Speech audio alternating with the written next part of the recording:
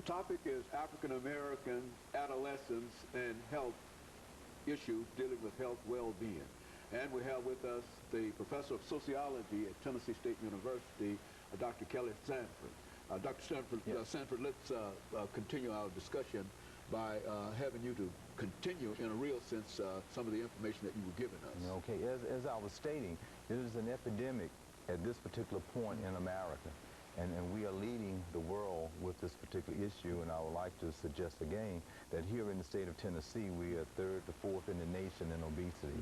And I would also like to say how this can become, as we look at the African American community, a cultural type of a component within our community.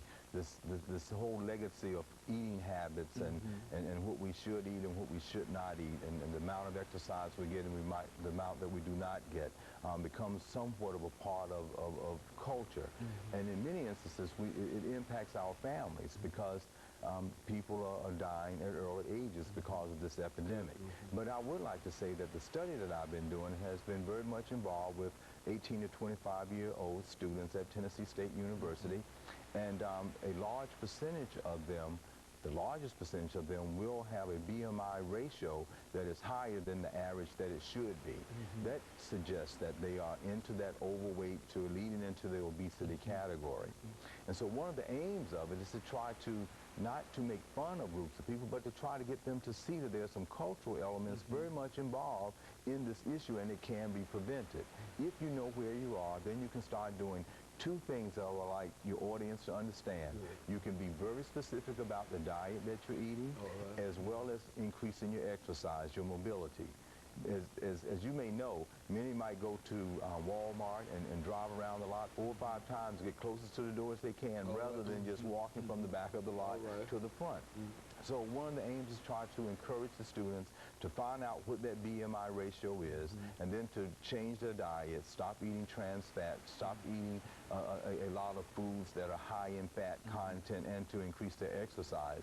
And then they would see a difference. And if they can start that difference, it will really improve their health and health status.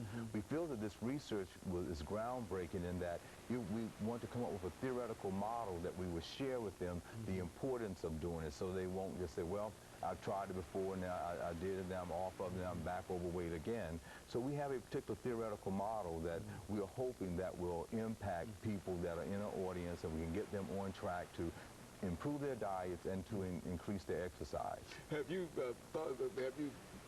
suggested some reason that many individuals who might find themselves in these conditions, that what are some of the reasons that they give? Well, I think that, well, as I've studied, the reasons is, of course, just being in family. You know, grandmothers, great-grandparents, when they go to Thanksgiving or to other holiday dinners, or into the daily activities of just eating, it's there and in the home, and that's what they're eating. I think even, you know, the site, Dr. Phil has a book out on obesity, and he said if you just remove all fat stuff from your kitchen, then you won't have it there. But we are pushed in our society to supersize everything and to eat fast foods and not eat correctly.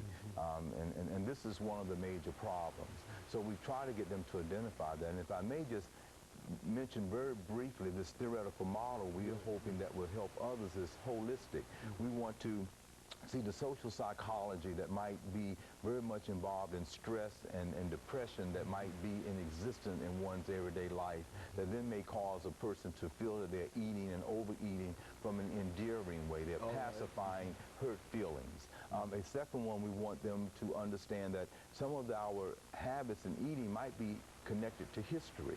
You know, for 244 years of enslavement, 81 years of Jim Crow laws leading into segregation, and during that institution of slavery that occurred for so long here in America, parts of animals were just left that this particular African American group had to eat in order to have protein, and it endearingly became soul food.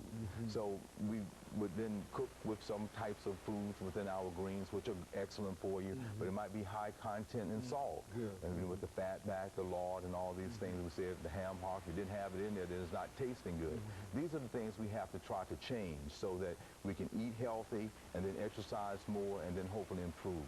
So all of this, in a real sense, Dr. Sanford, it really boils down to individual responsibility. Individuals simply have to understand that they have a responsibility in order to take care of their health, and that unless they take care of their health, the whole range of outcomes that you've already indicated, diabetes, strokes, and etc.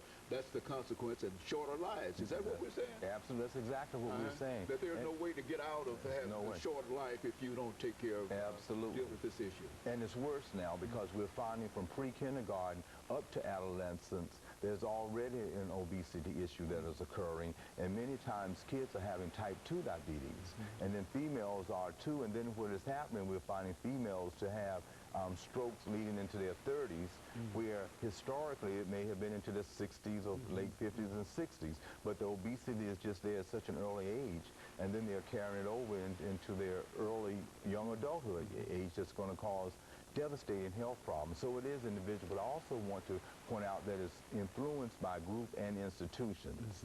You see, there's a big market out there for institutions to keep groups of people taking pills and medications for high blood pressure and hypertension. Well, you have a healthcare system where people make billions of dollars. The industries make billions of dollars in selling pills for people to take for diabetes and for high blood pressure and hypertension.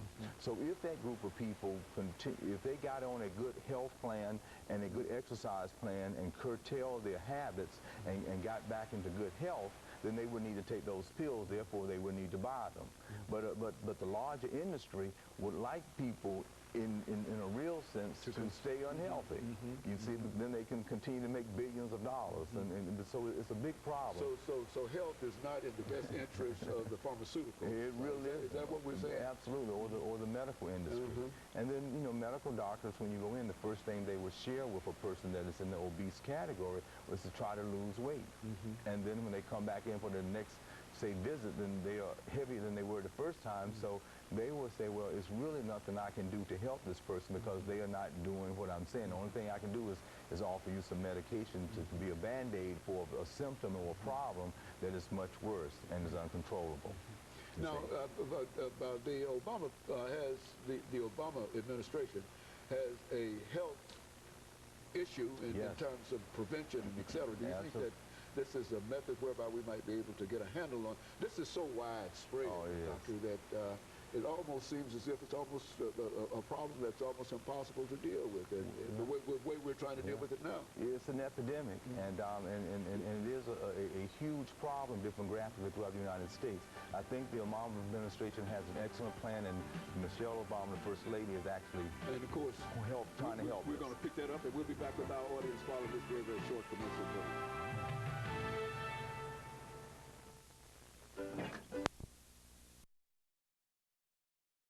Dr. Kelly Sanford.